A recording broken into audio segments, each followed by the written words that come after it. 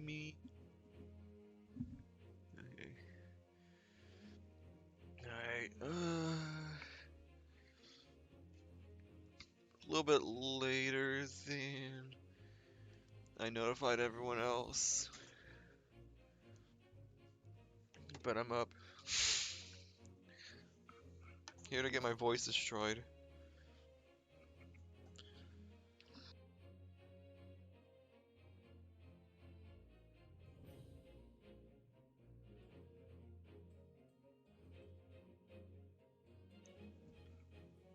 I guess I should try to repost my link in all the other channels.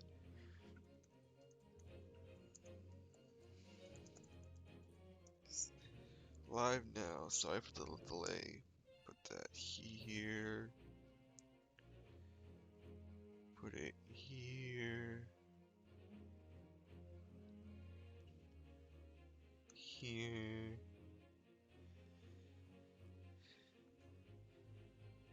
Didn't do it there. Here. Here. And I didn't do there. Okay. Alright.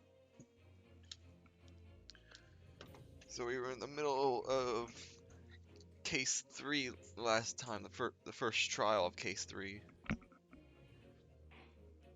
So let's continue. We had just heard this cross-examination. So let's get back into this. I don't need to repeat all this. Oh no, I haven't heard this yet apparently. As I said, Balthazar Loon is no liar. Every balloon I had in the sky landed safely. All 3 of my balloons were carrying passengers. If they fell to the ground, it would be in an esplosione. What a catastrophe.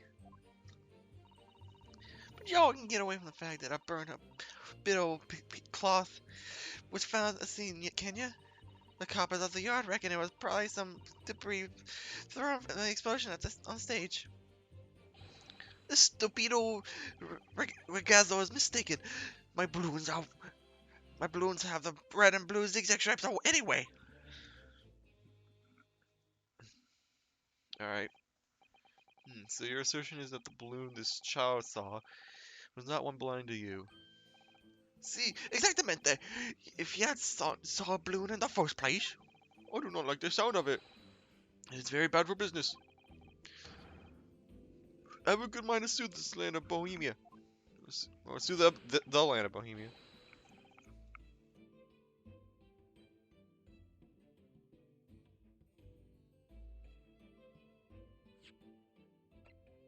Jeez, it begins already, and I've dropped my controller. Here we go.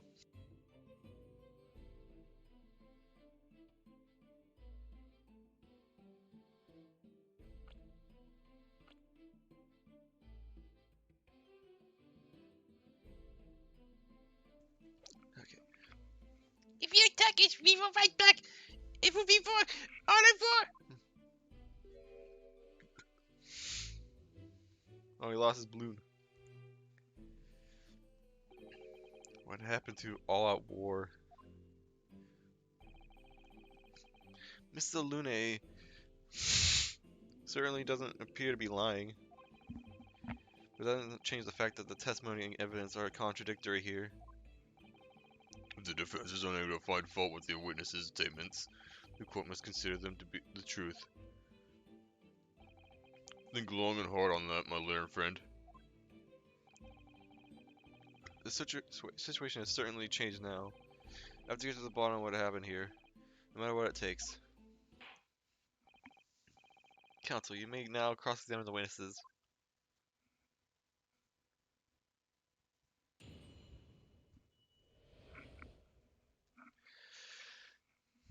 Alright. Here we go.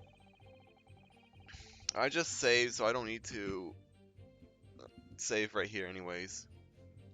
I have decent health anyways.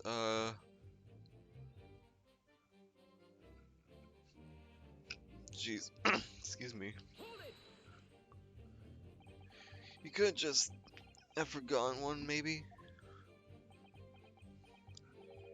Signor? I might not notice if I was given 100 lentos and one was missing. But we're talking about 3 enormous balloons. Do you believe I can make a mistake about something so grand and expensive? I took the liberty of having Inspector Gregson check this gentleman's warehouse. I have the report here. It clearly says a total of 3 balloons. It would appear no mistake has been made then. Surely Miss Lestrade could have been sent for such a menial task. What, me? I'll tell you what I told the boss. East End kids like me can only count to 2. Obviously that ain't true, but the boss bought it and said it'd have a go himself in that case. Ha! Oh, I never tested the bot, so I guess this is a good opportunity too. There we go. That's a little loud, but oh well.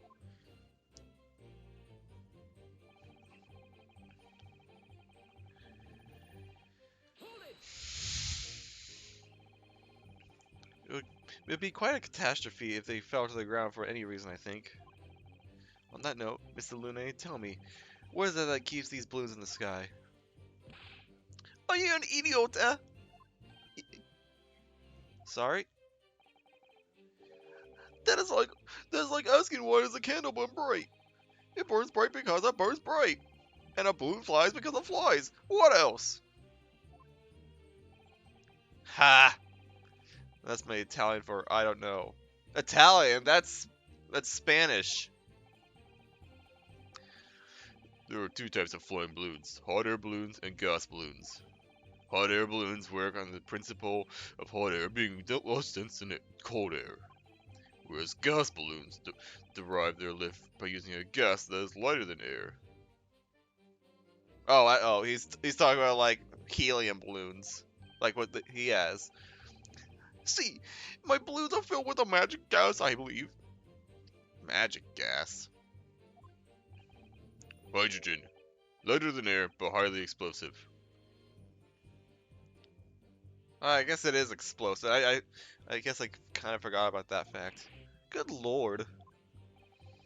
I do not permit smoking out of the cigarettes in any of my balloons. Magic gas does not like fire. Even a small spark of static electricity could cause the entire balloon to explode. What is the matter with you, Signor? All that comes out of your mouth is esplosione, esplosione. I tell you, my balloons are perfectly safe. They have to be, or I cannot eat. None of my balloons exploded that day. I am completely sure. But you still say that is when it happened. You must show me the proof. Alright, so Mr. Luna had 3 balloons in the air that day. If none of them were damaged, then what was the one that exploded?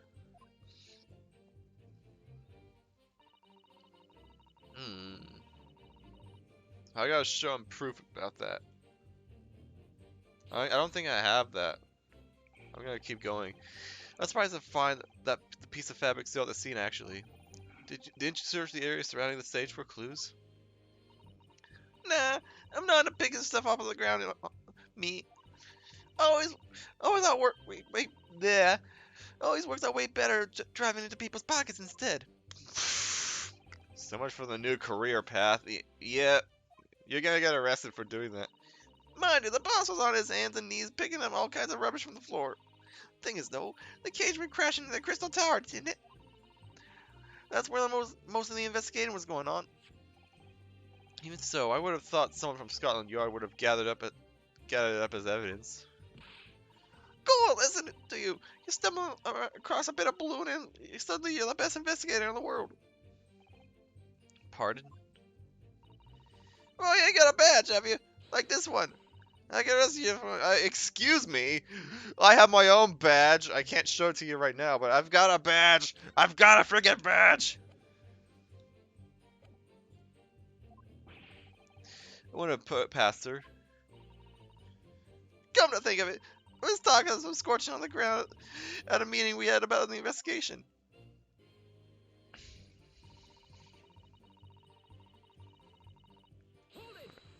Alright. There was considerable damage to the stage and surrounding area, wasn't there? Yeah, so that goes what we're watching the experiment work on the blast and injured. Good job the old contraption didn't keel over, eh? I hadn't even considered that. It seems there was a great panic after the incident occurred. Nevertheless, the police shouldn't have missed a torn piece of the envelope from a balloon. Inspector Gregson can expect repercussions.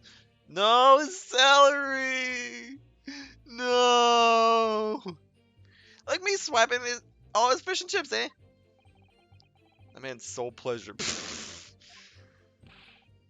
None of this matters. A scrap of balloon envelope means nothing. Niente.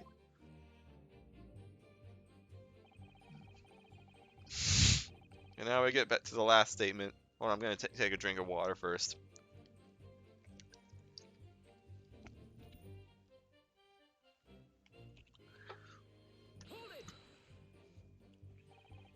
You mean the color is wrong?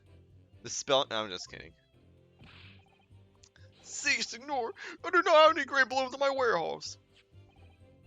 Is that? Oh wait, in your warehouse. I was gonna say you've got one in your hand though. And yet a piece of green cloth was found at the scene, and it's unmistakably from a balloon.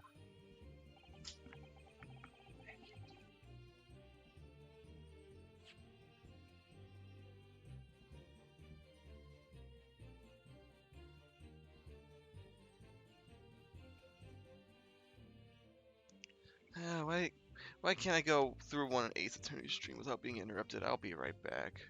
That is the wrong button. I'll be right back.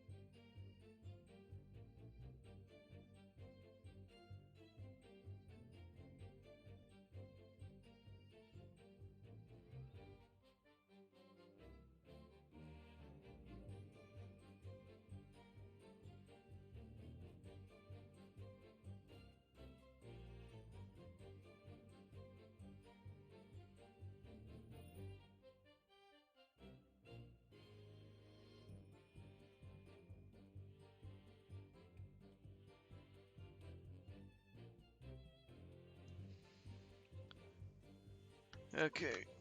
Jeez.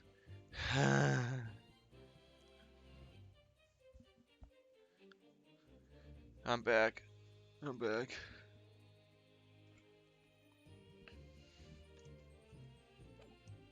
Alright, well. Hopefully there's no more issues from here on. It was a kind of internet situation, but it's resolved now, hopefully. What? Well, I do not know how that could be. For the sake of argument, let's say that a green balloon did explode above the stage. You couldn't therefore conclude that it happened on the day in question. Why not? There have been recreational balloon flights over Hyde Park operating from before the Great Exhibition. One could have exploded on some earlier date. Unfortunate, as I'm sure you'd agree. You believe it may have been from some earlier balloon accident that predates the exhibition? See, exactamente! As the senior says, it is not from one of my balloons. Clearly, this little ragazzo from Bohemia is mistaken about what he saw. Nope, he's not mistaken. Is something wrong, Master God? It was Mr. Wilhelm Gosrich Sigmund Armstrong. It was on the tip of my tongue. Something is very wrong. I know what I saw. There was a green blue there. I swear all over Bohemia. You speak as much bad language as you like, but it changes nothing. Bad language. Hold on. History.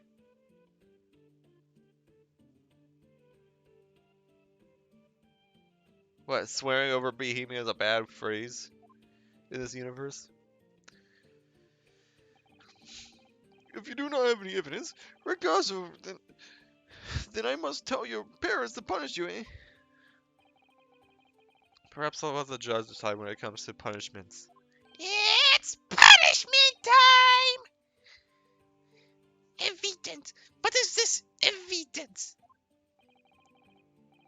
To give a simple example, young man. A photograph, for instance. Some tangible proof of what you claim. Very well. Why didn't you say so sooner? I have the photograph here. Good gracious. What? Oh no. I have not been up in a plane for a little while, so I was very excited. I took lots and lots of photos. What the heck? Old time. Well, I mean, yeah, it's an old time. You can't even. Jeez, even. I can't go over to her right now. But even Lestrade Gina, she is shocked. The Crystal Tower of the Bohemian exhibit, as the streets of London, of the hot eel cellar, the blue. Hot eel cellar. In the instantaneous kinesis experiment, did you take a picture of that? Yeah, fun picture. Really? Did you take one? You did take one? But all I wanted was a ride in the balloon. I was not interested in foreign experiments. Never mind that. Could you show us that photograph? Of course, and since you will see that I am not lying, that I really did see a green balloon. Well, it's in black and white. So, okay.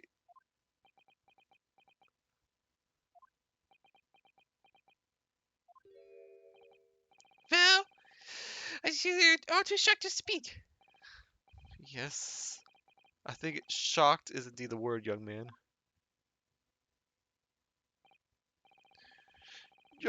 Yo, perhaps you can. Oh no, that's the wrong kid. Yeah, perhaps you cannot see that it was a green balloon from this photograph, but that my photo. It's a photo. It's a person, stupid person who made the camera. There's one very bohemian sounding cry. Very well. The Corps will accept this photograph as evidence. If he starts crying again, I won't actually do it because I don't want to hurt my voice. It's not my fault. It's the fault of the person who made the camera. Oh, never mind. I'm sure you have plenty of wonderful sepia memories to take home with you. Sepia. I mean, yeah. That's one way to put it. In any case, what exactly did you take the? When exactly did you take that photograph? Well, it was on the day of the big explosion. You don't say. When I pressed the shutter release, there was this very loud bang, and the hot wind rushed over my face. That means this photograph was taken a split second before the explosion occurred. Well, if you ask me, this black and white photograph changes nothing. I cannot give a flying fig. Lovely language you picked up. Fig. I should use that more often. I should use that. That's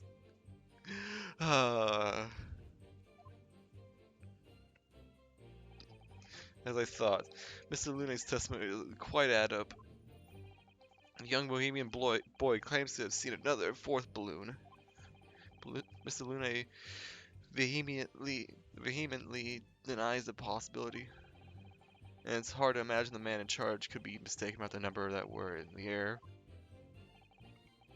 Still, this inconsistency must tell us something, I'm sure. Well, he was talking about something here.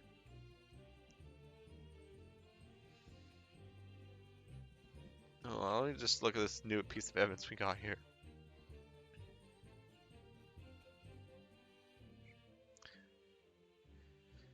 Hang on, the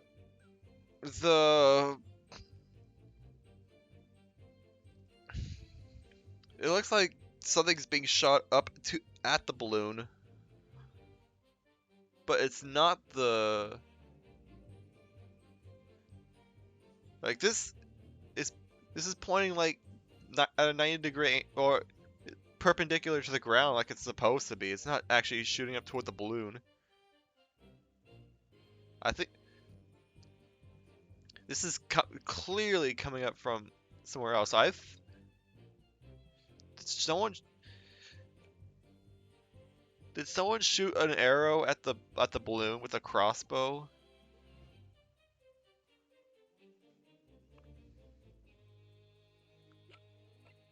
Because we know this is we know this crossbow, and I'm assuming this screwdriver was the arrow that they used.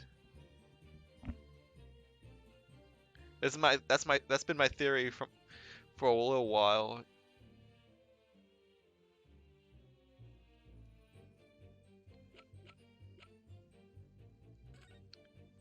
But why would they use the crossbow to pop the balloon?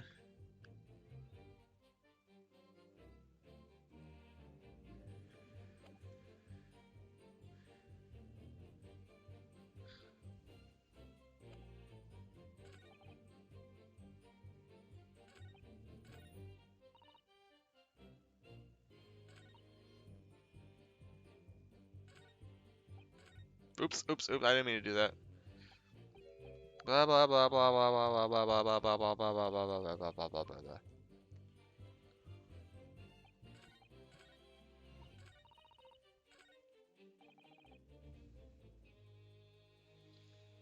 My balloons have the red and blue zigzag stripes anyways.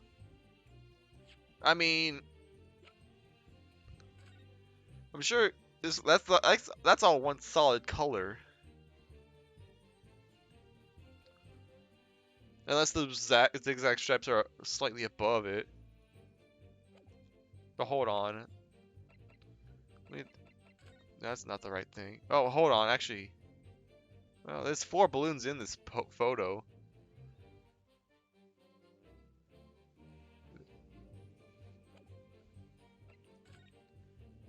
That doesn't tell me much.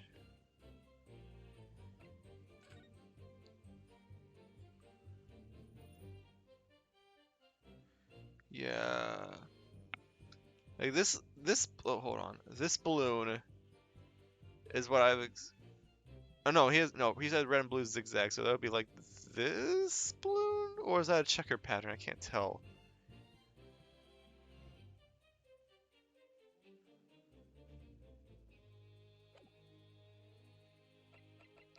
Well, either way, this is not a zigzag pattern. Hold on, actually. I can't look at his profile right now. I'm trying to look at the top of his head right now. Because I'm assuming that his head is using the same exact design as his balloons. As his hot air balloons. And yeah, it looks like it is that zigzag pattern he's describing.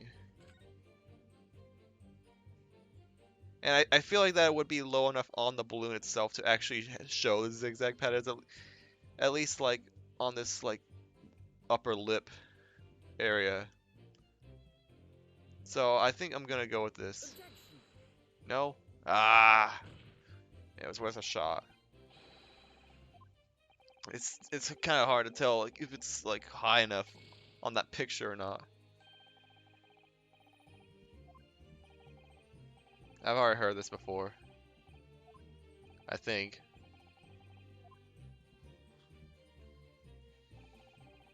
Hmm. Well, in that case, let's just go back to this previous statement. All three of your balloons were wait a minute. Hold on. Your balloons were okay. Oh, that makes that a lot easier. Okay, this one's clearly not carrying a passenger. I don't have to get all concerned about the zigzag pattern on the balloon. Fortunately, this photograph Master Gotts took can't tell us the color of the balloon. But it can tell us something else, something crucially important. What? It shows that the pictured balloon wasn't carrying any passengers. Oh, my goodness, you're right. But surely all the balloons would have been carrying passengers. There'd be no sense in it otherwise. See, they're for pleasure. Who's saying no view? My balloons only fly with passengers. Which tells us that the pictured balloon isn't one of them. So when the incident occurred that day, there was a fourth balloon in the skies above the experimentation stage. The mysterious green balloon. I know nothing. Niente. I can only tell you one thing. If this balloon was not carrying passengers, that was not one of mine. Objection. There are illegal tradesmen everywhere you care to look. Clearly, one such entrepreneur decided to capitalize on the opportunity presented by the Great Exhibition. He managed to operate balloon flights on Mr. Lune's patch without him realizing. See, the competizione, trying to steal my profits. I did not notice because of the experimento that went wrong on the stage. This fourth balloon exploded at the very same moment Mr. Aspen was beamed from the stage below. Right, so them scraps that fell on the ground after and left them scorch marks, they didn't come from the stage at all. It was bits of the balloon raining down. Because no one was in it, and it get no attention. Mysterious fourth balloon carrying no passengers, silently floating above over the experimentation stage. This photograph shows us nothing more. A stray balloon carrying no one and operated by some rogue trader clearly has nothing to do with the case. Its relevance does elude me, I must say. This court sees sufficient evidence and heard ample testimony already. I need a drink.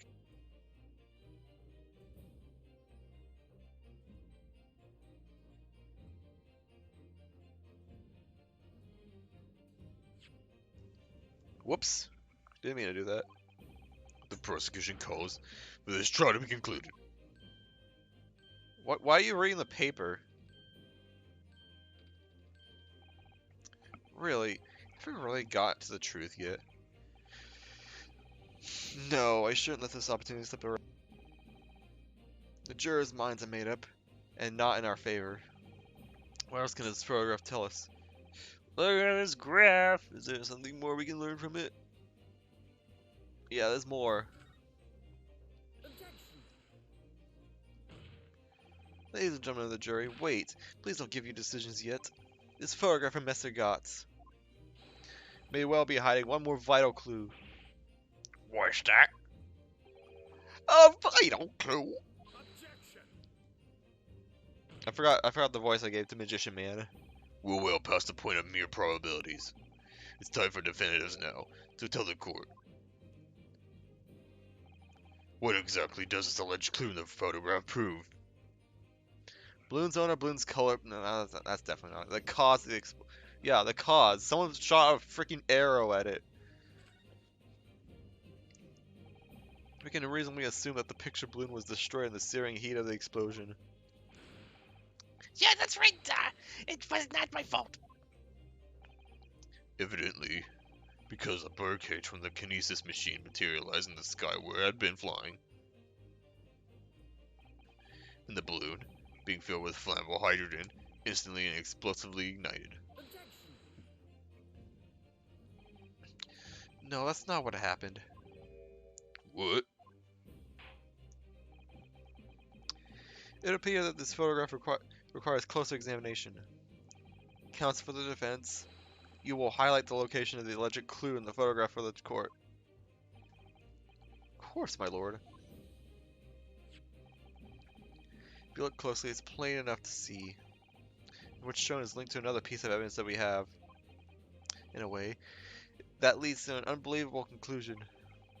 The clue that heavily suggests the real reason the balloon exploded is right here. The timing of this photograph can only be described as miraculous. If you look, you'll notice there's a bright white line that appears to point directly to the balloon.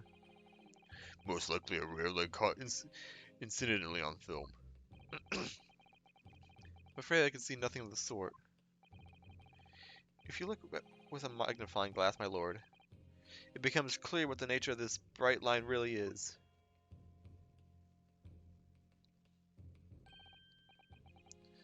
Goodness, what is that? Yeah, well, nothing really changed. Oh, I guess he couldn't see the line at all. I'm a believer in flashing light, yes. Oh, golly! Do you think it might be lightning? But it can't have been a finer day. I believe we may be looking at fire. About to fire, head straight for the... Look at her! Indeed, even to my aging eyes, it would appear to be a flame of some sort. My word. Are you suggesting the flame struck the hydrogen gas that filled the balloon? That's absurd. The balloon would have been 60 feet above the ground at the time. No flame could possibly have reached such a height. Actually, it's my opinion that a particular piece of evidence found at the scene reveals how that is exactly when it happened. What did happen? What evidence?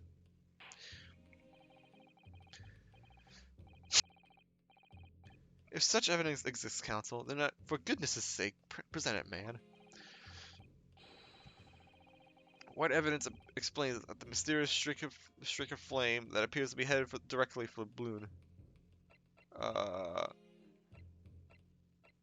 gonna assume the crossbow. I don't think they want me to present the screwdriver yet, because we don't have an arrow. I just need to prove that the crossbow exists at least, not that they use the screwdriver as an arrow, unless and that theory can even be wrong as I'm saying this, but I'm gonna present the crossbow. This was found hidden at the foot of some ornamental tree near the scene. Good lord, is that a crossbow?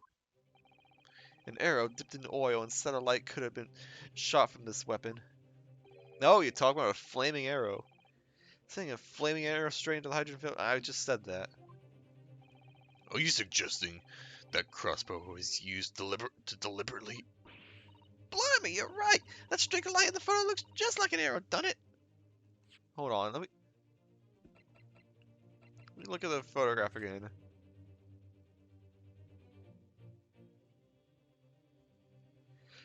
Oh, I guess they're talking about, like, I guess that would make sense. Like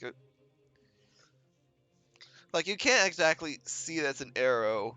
You just see the streak of light, and fire would make a streak of light. So yeah, that makes sense. For some reason, I thought it was just the arrow that was doing that, but that also is perfectly logical. Then the explosion of the balloon was very likely the result of a flaming arrow from this crossbow igniting the hydrogen gas inside it. No. Order, council. This is an extraordinary supposition. Theme was to cause the balloon to explode. The shooter could have used a gun, of course. However, there's an obvious reason why that would have been out of the question. The noise of the discharge. Of course. That's right. By using a crossbow, the projectile can be fired at the balloon silently. Well, yeah, someone had shot a gun out from these exhibition grounds. It would have caused a real panic. Well, the big explosion, eh? Oh, the very big panic on it anyway, no? I don't like this. I should be pleased to have found a plausible new explanation for this. Something feels wrong. Uh-oh. Do you understand the implication of what you're saying, my Japanese friend? If a flaming arrow did indeed hit the balloon, then obviously it would have exploded. And if the birdcage appeared from the cloud of smoke that ensued. Well, wait a minute. What are you really saying, Aunt? I don't get it. Was the birdcage being in the sky after all? Or what? My goodness me. Crap, I think I know what he's talking about. Ah, now I understand. That's what the sinking feeling is about. I think there's a good chance that the birdcage was actually concealed inside the balloon all along. What? I'll just play along with it. What did I just hear that correctly, Council? There's no going back now. The horse has bolted.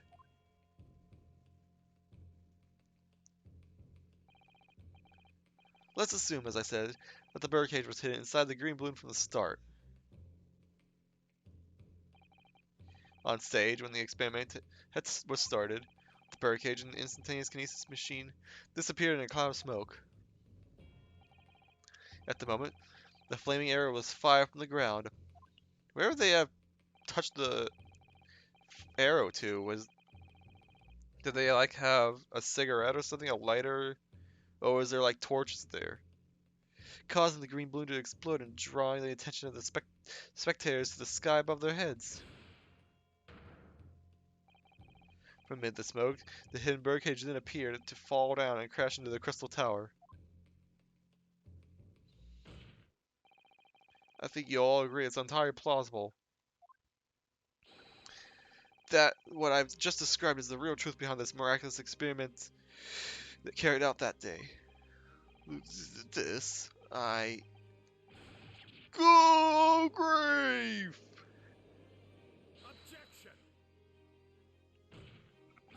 This is ludicrous. What you've described as no science experiment. It's child's play, a contemptible display of stage magic. Both Mr. Sholmes and Iris said the experiment was a scientific impossibility, in which case, this is the only way to explain what happened that day. In any case, the victim's body was found inside the birdcage in the crystal tower. If the instantaneous kinesis didn't take place, how do you explain that?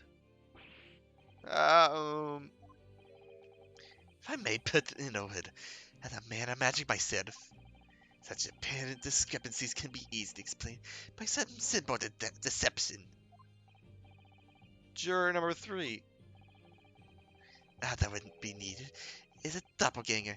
Somebody who looks very similar to the victim, Mr. Esmond. Geez, you're revealing the secret of your magic. Oh, no, you're revealing the secret of someone else's magic. I see, to reduce competition. That's smart. And having this other man appear on stage and to front the show as a bodyguard. Ah, yes, of course. Sort of fact. Mr. Esmond must have been hiding inside the birdcage that was concealed inside the balloon right from the start. That balloon would have been filled with hydrogen. Anything hidden inside it would have been scattered to all four winds when it exploded. Oh, that's a good point. No one would ever have embarked on such a risky venture. Not necessarily. The explosive force of the balloon gas would be very much dependent upon the mixture ratio. Juror number 4. Flying balloons are really filled with pure hydrogen, but the mixture of the gases such as helium is will. Helium on its own doesn't explode, but by controlling the gas mixture ratio, the explosive force can be altered. The mixture ratio? Obviously, the victim's body would have suffered some burns. That would be unavoidable. But not such to an extent that has to render the whole obscene charade impossible. I think the juror is on our side, so everything that can be explained, logically and scientifically. The explosion that engulfed the stage at the start of the experiment was no accident. It was all part of an elaborate deception to make it appear that instantaneous kinesis had occurred. Oh, goodness me. And if we accept that this is what happened, it means that the victim, Mr. Asman, was never present on this public experimentation stage to begin with. In short, he couldn't have been killed by the defendant who was on stage in full view the entire time.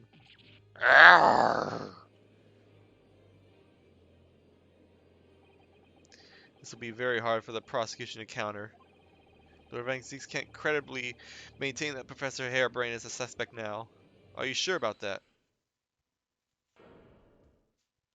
Who the heck was that? Oh no. I have had a feeling. Mr. Naruhodo, I appreciate your efforts, thank you. Professor? But you can stop now. Just keep your mouth shut, please. Sorry? What's all this about, Mr. Harebrain?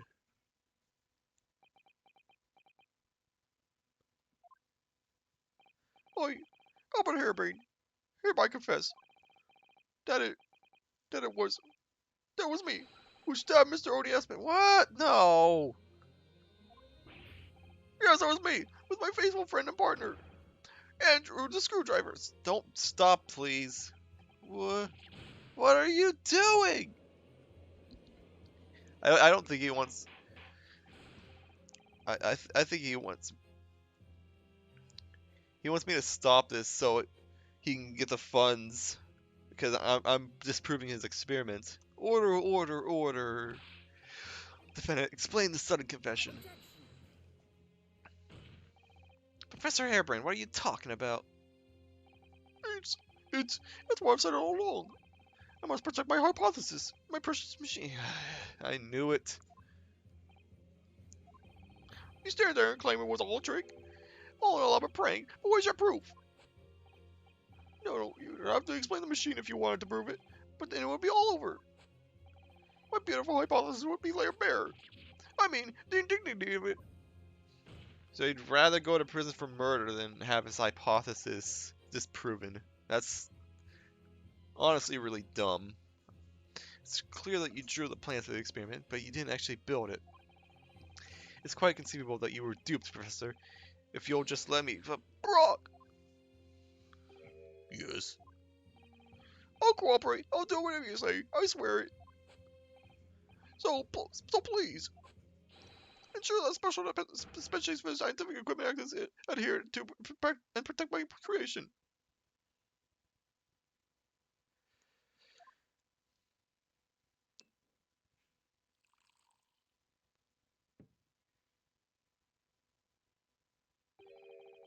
Pray forgive the discourtesy of filling my hollow chalice at this critical juncture.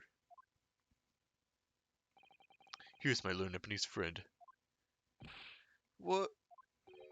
In his upcoming attempt to clarify the defense's position in the light of the accused's confession. Do you intend to formally assert that the experiment was nothing more than a conjecture trick? Because the moment you do, the Special Dispensation for Scientific Equipment Act that protects the defense's invention will cease to apply. The prosecution will then demand a rigorous examination of the machinery involved in order to establish the truth. However, if you acknowledge that the machine is genuinely instrumental in the victim's murder, any chance of investigating will be crushed, and the confidentiality of the professor's hypothesis preserved. Well, counsel, what is the defense's official position on this matter? Professor Harebrain, my client, actually asked of me is to save.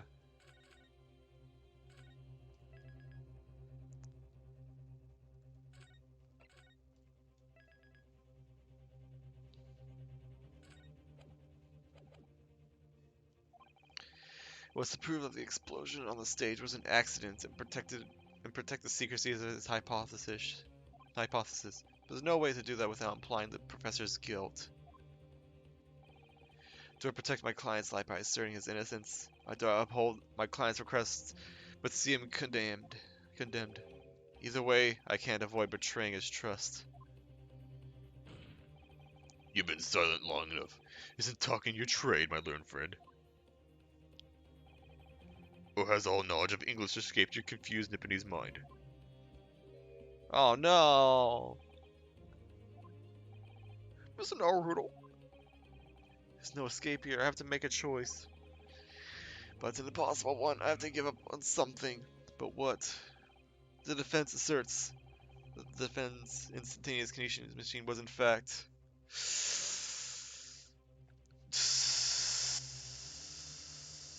I need to take a look at this here.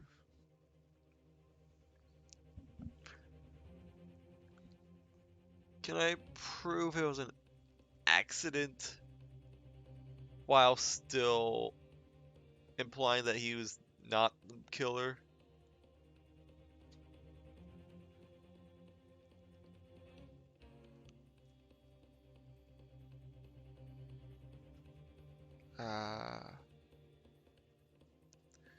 I know logically,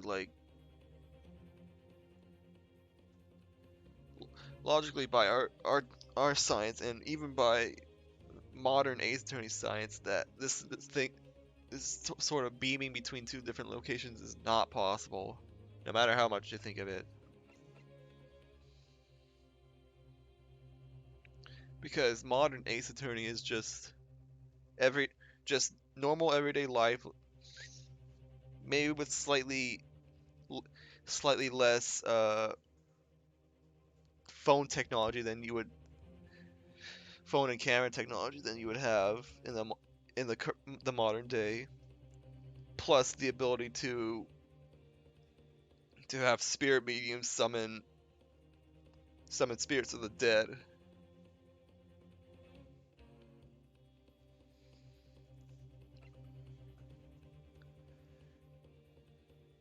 So logically, it's not possible.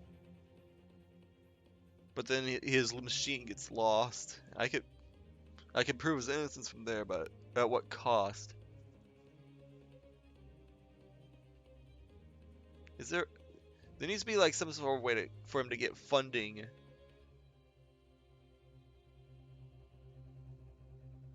Crap. Like I wonder if I wonder if there's a way for him to still get the funding yet also be innocent. Let me just look through here a bit. Because I still think that this screwdriver was shot from the crossbow.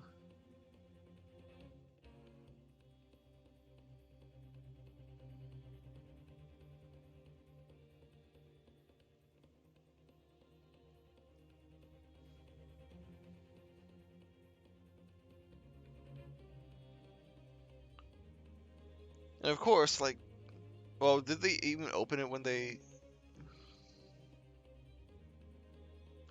Did they open the hatch after the experiment took place? Because supposedly, there was a guy in the balloon, it got shot down, and then he landed on his neck. And... Oh no, he would have already been dead by that point. The dead body would have been in the balloon. That dead body's in there already.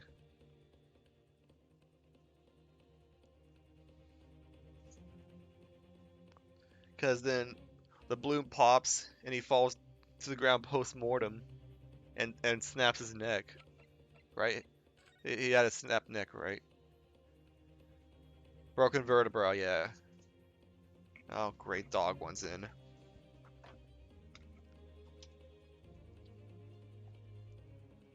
Hi. Actually, hold on. I'll be right back. I don't need to put on an emission screen for this.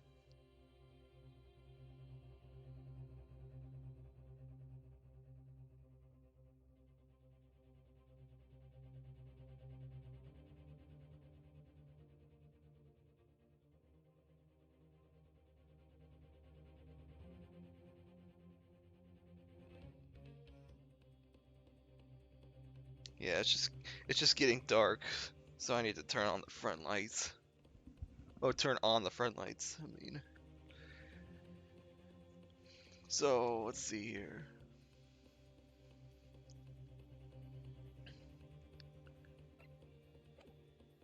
So, we didn't see an arrow in his chest. No, the arrow popped the balloon and exploded. Then he just fell. He was already dead by this point. Like I think his dead body was inside the balloon. It got popped. Well, well, the problem with this is that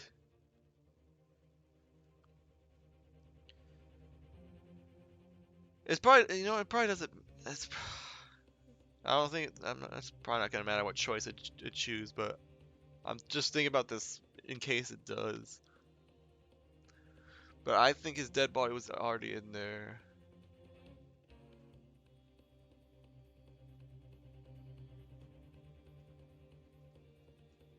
I don't know what I stopped thinking about it.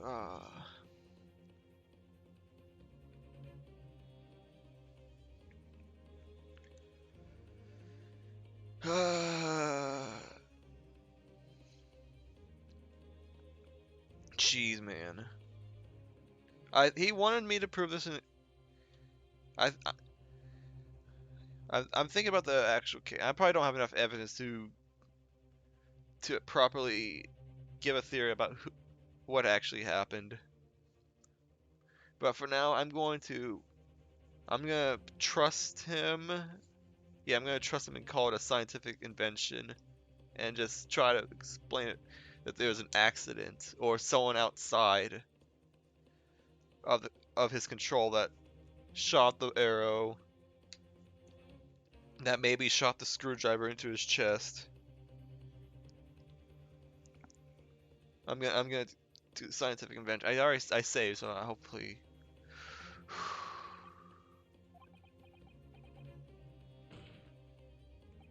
Ah! No, I can't. I can't say it. My client has placed his faith in me. I can't just let him down. What must I give up on? Is that not the question you have to ask yourself here? It's what can I protect? Hi. Oh, hello again, Mr. Naruto. It's been far too long. Susato-san. But what are you? Yeah. Well, yeah. I guess I guess I kind of figured it didn't matter, but I just you got my you got. Oh, jeez, I didn't mean to push that button. I got to think, tell you what my thoughts on the matter were. Ah! My first decided to take down in 6 months. There'll be time to talk later, Mr. Naruto. For now, we must concentrate on the task at hand. Which is working out not to what I have to give up on, but what I can protect. Professor Hairbrain, Oh, yes. yesterday you told me that science is the pursuit of truth. Well, my job is to pursue the truth too. Yes, of course.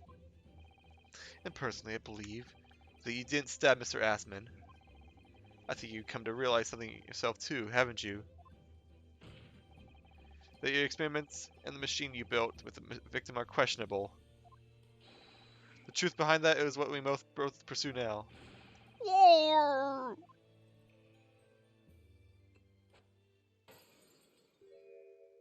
And thus, someone died in the crowd. I'm just kidding. So, you finally opened your eyes. What? And as for you, Albert, you can't ignore this any longer. Oh, Having heard my learned friend's assertion, don't you have something to say? Brock. I think Von Zeeks knows. I, th- I think this is. I think Von Zeeks knows he's innocent. And he wanted to prosecute this trial to explain, like, to finally have a talk with Airbrain about this. Where's Von Zeeks? Gosh, I've never heard him speak like that way before. In truth, there was one thing. Something I remember that's of relevance. What? On the day it happened, just before I began the experiment, I saw a man near the stage. A man holding that crossbow. You saw the killer. I beg your pardon.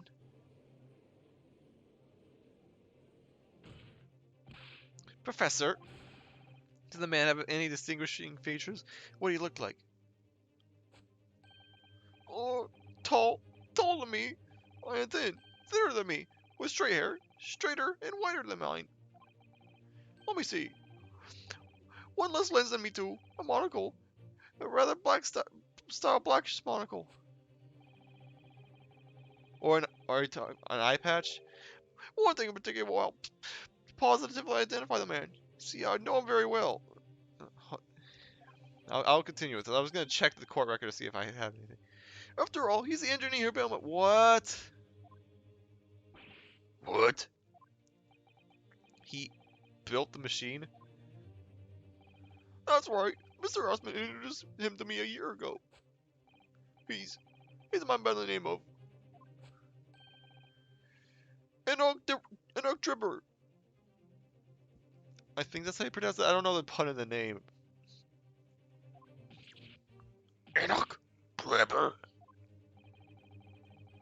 Does this name mean something? Members of the jury seem flustered. Not a name any scientist wishes to hear. That man's an abomination. Oh no.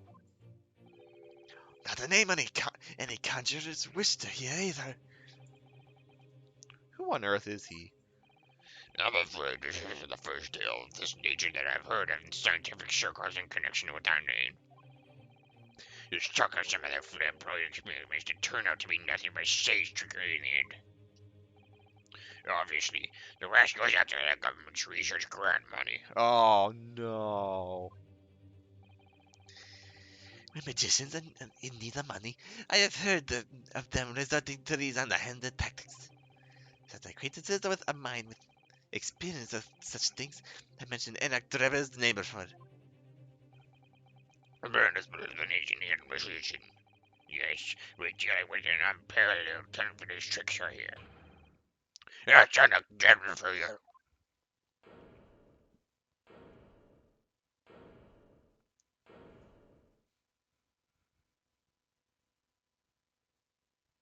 God, good golly gosh.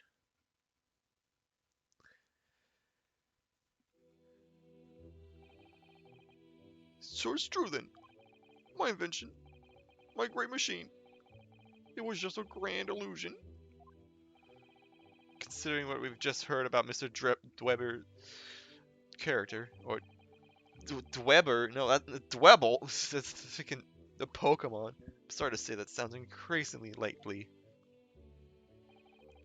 Even though no one else believed it. I wanted to. I wanted to believe that machine would function exactly as my hypothesis predicted. Which is why you were so opposed to it being investigated, I presume.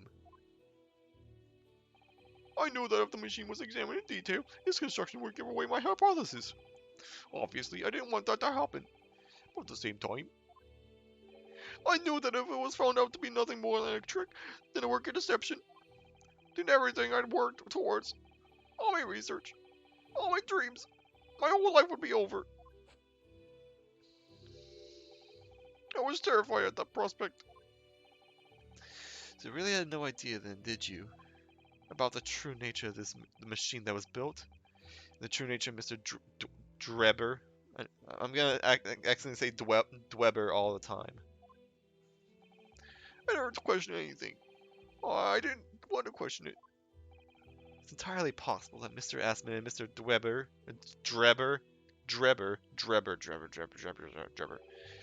were working together to use you as the means of fraudulently acquiring the research grant money.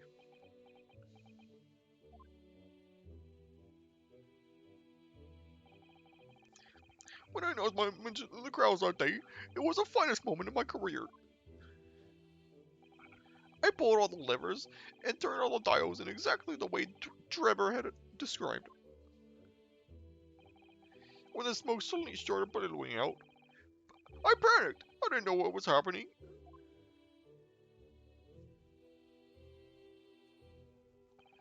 But I really don't know how the whole illusion was made to work. I don't know anything about I don't know anything anymore.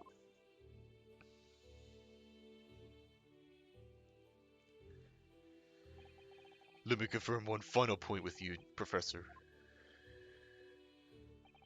Do you now consent to the prosecution submitting the necessary paperwork to release your invention from the protection afforded by the Special Defense Dispensation for Scientific Equipment Act?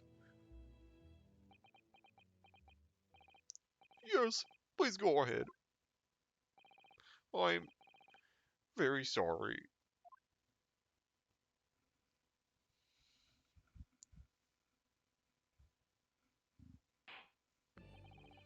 It would appear that we shall have to suspend proceedings for the remainder of the day now. Lord Von Zeeks, we never did get to talk to the jury this time, my lord. The court has newly been made aware of another party whose involvement in this matter is critical. Yes, Mr. Drebber. Gather information about the man. If possible, I should like him served with a subpoena. With pleasure, my lord. Now, counsel for the defense. Yes, my lord. When we reconvene, I shall be looking for one thing and one thing alone from you. Evidence that the defendant is innocent of the crime for which he presently stands accused. I understand. Good. In that case, this court is adjourned until tomorrow morning. I can go another half hour.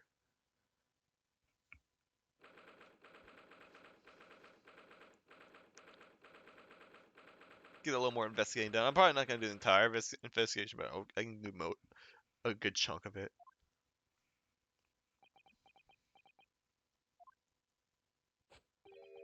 Mr. Naruto, Yes. I'm so sorry. I was wrong. You're right. I tricked you. You tricked me. I tricked you. It's my best. Oh, how did it ever come to this? I'm so sorry. Did you really have no idea, Professor? About what Mr. Drebber was really up to, I mean? About what he was really constructing? Naturally. The machine was the embodiment of my hypothesis, all my hopes and dreams. I have complete faith in it. Alright, in that case, I won't say any more. Now, sadly, the murder accusation against you still stands. So we must do as much investigating as we can before the trial resumes tomorrow.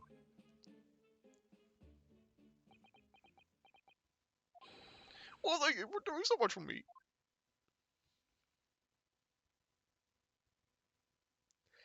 And why are you here? I'm so sorry for arriving late this morning, Mr. Naruto. Arriving late? Didn't you receive my postcard? I wanted to let you know when I'd arrive. Postcard? What postcard? I hid it from you, Naruto, so it'd be a surprise. Really? Well, did it work? I was surprised, alright. Especially when she threw me to the ground. Oh dear, I'm so sorry. I was just so happy to see you again that it sort of slipped out.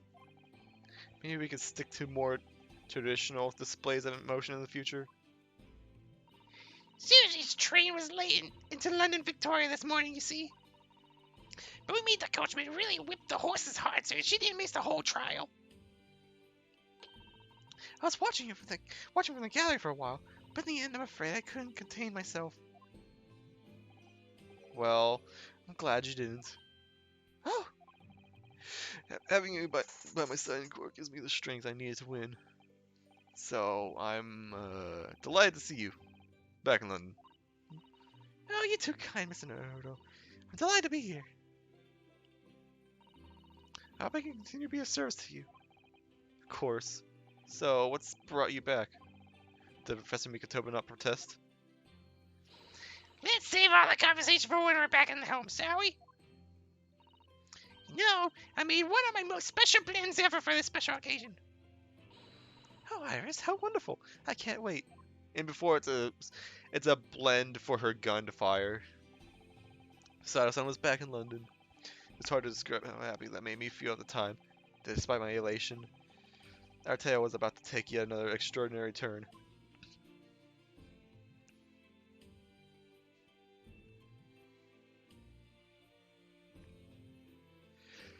To be continued, huh?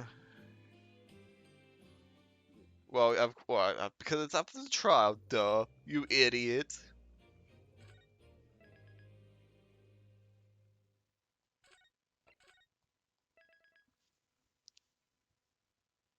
Alright, let's continue. I have plenty of time.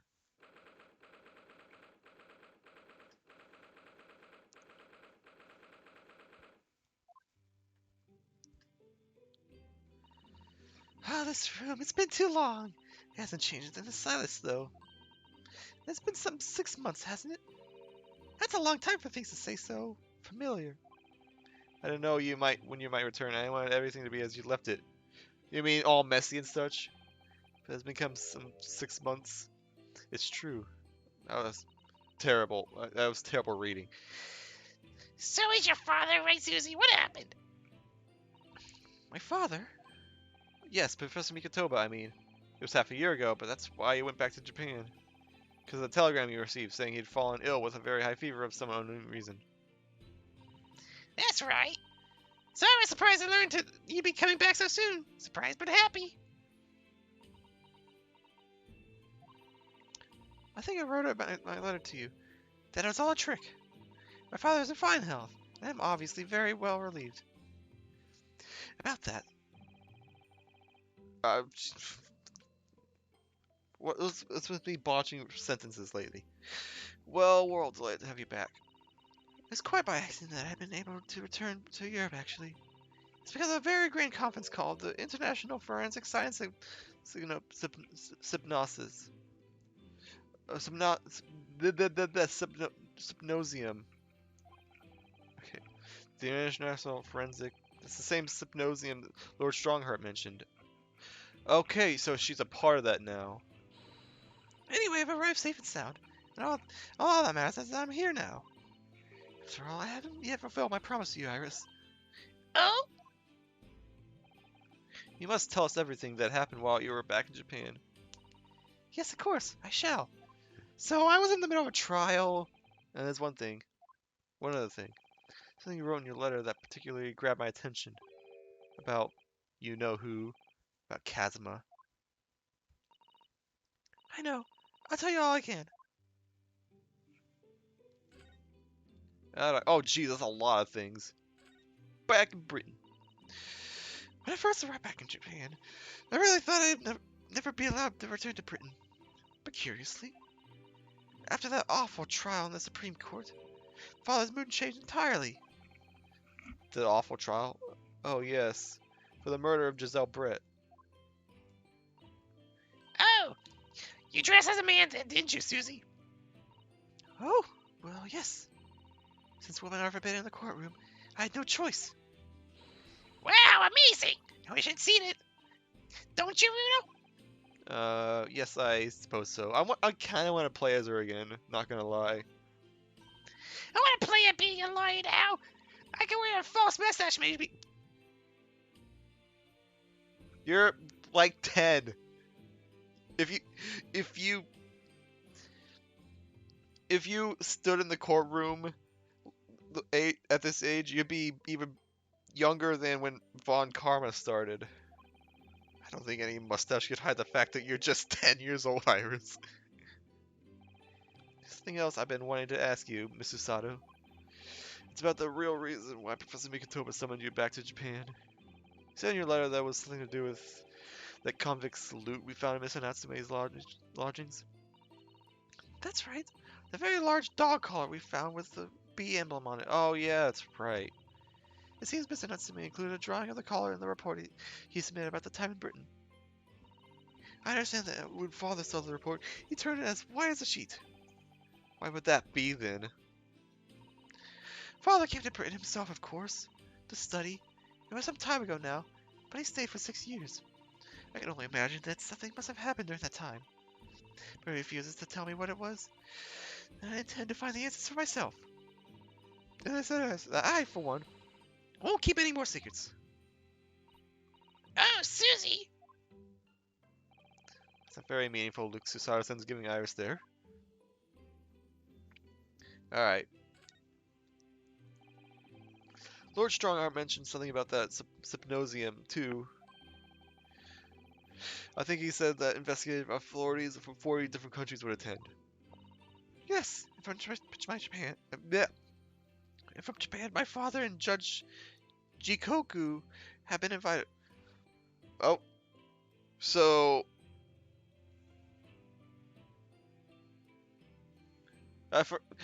they actually gave that judge a name.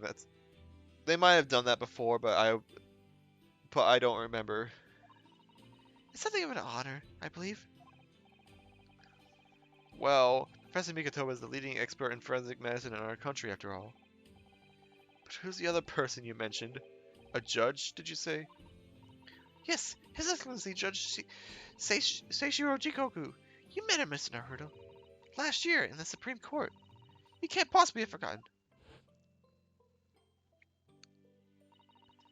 That terrible trial of yours when you were accused of murder. Ah, yes, I try to think of that as a positive turning point in my life these days.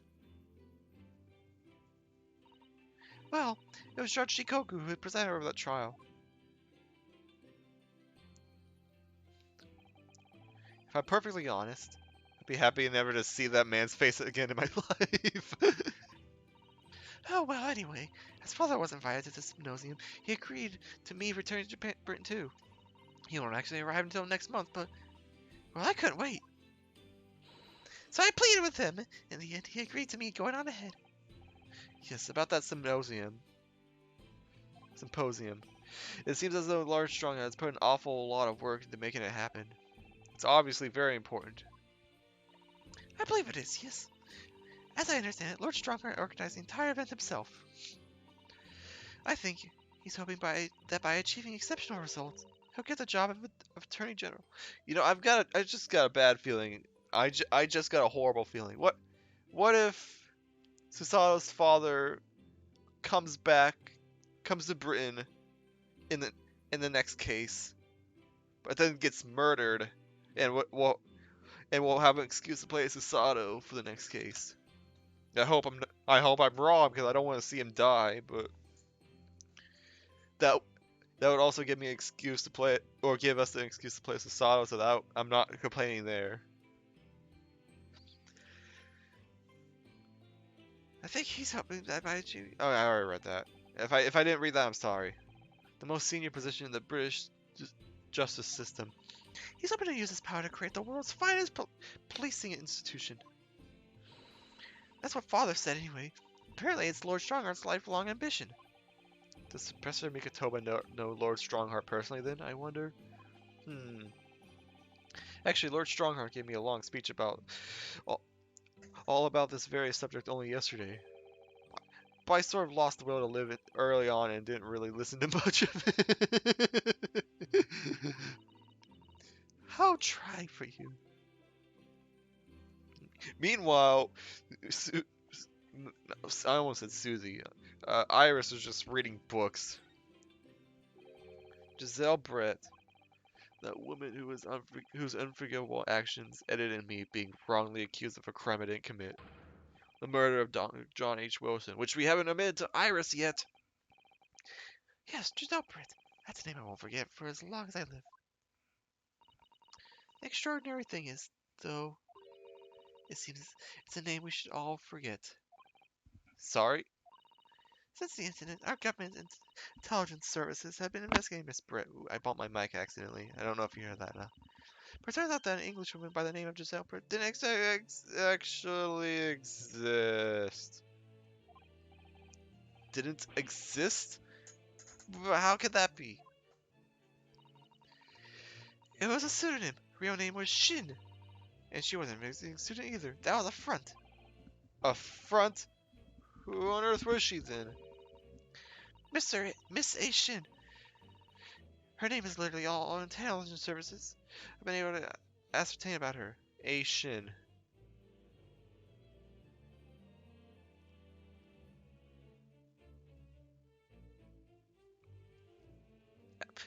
Paul... Addison? Like politician? From Spirit of Justice? Nobody knows why or even how she came to be in Japan. It's a complete mystery. But that makes no sense. Nobody's attached to be accepted as a forensic student anywhere. A foreign student anywhere. Who could the woman have been up to? What could the woman have been up to? I'm afraid I really don't know. The only thing we can be sure of is that she had some business in our country that we don't yet understand. And now she's been killed, while all the questions surrounding her existence remain unanswered. I'm afraid so. A. Shin. Who on earth was she? And why do I feel as though I've heard that name before somewhere? What? Crap.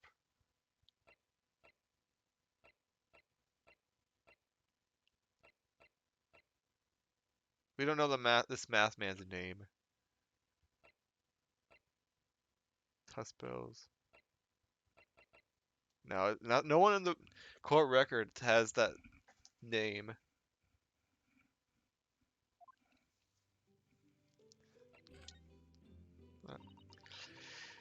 After my friend Ray's trial, the reporter who actually killed Miss Brett said something very strange.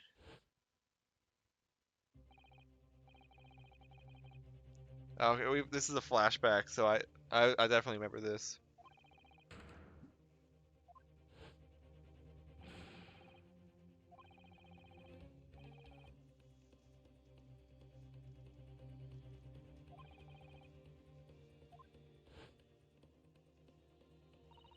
Obviously, I couldn't ask him to elaborate at the time.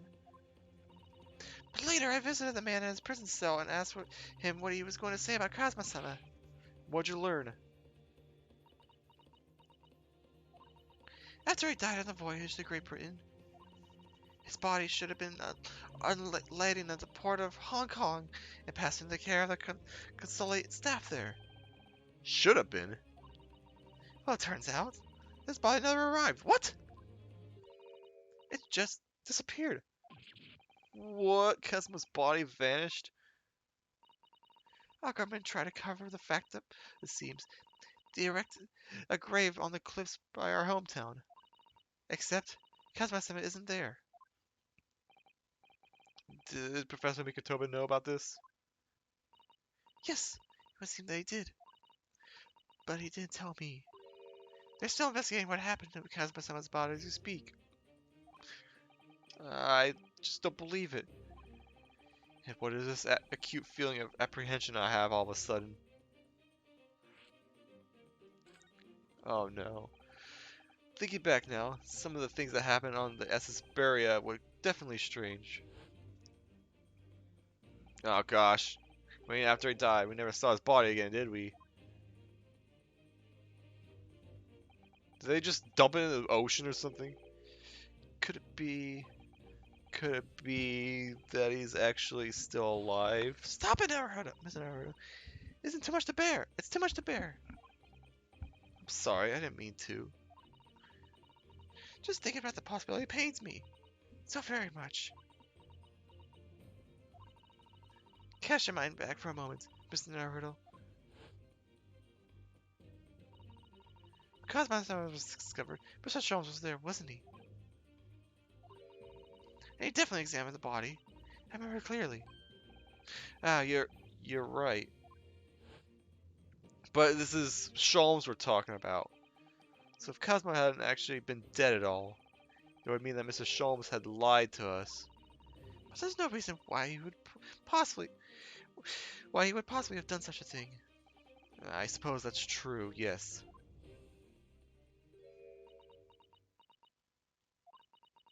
The idea that he might still be alive somewhere.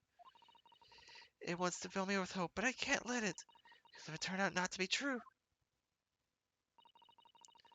then I'd be back at the bottom of that awful pit of despair again. I'm terrified of what that might do to me. Oh, Mrs. Sato. I know she's giving the idea the thought it deserves. Sato-san we're talking about. It's the Sato-san we're talking about after all. Should I possibly... So I possibly shouldn't push it now.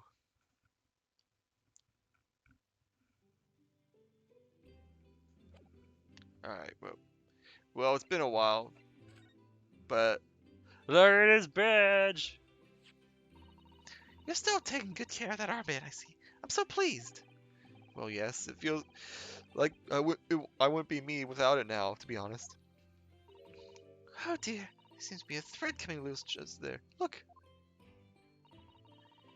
I'll only be too happy to mend it for you, Mr. Naruto. Oh, thank you. Must have scraped it against something again. I'm always doing that. Take better care of it, please. It was all going so well until I ruined it. Honestly, I feel like that's a good stopping point. I know it's short.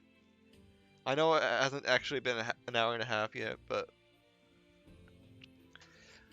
we talked to Sasato, we learned a lot of stuff, and I don't want to go too far into the investigation, so I'm actually going to save it here. And we'll actually go out and investigate in the next one.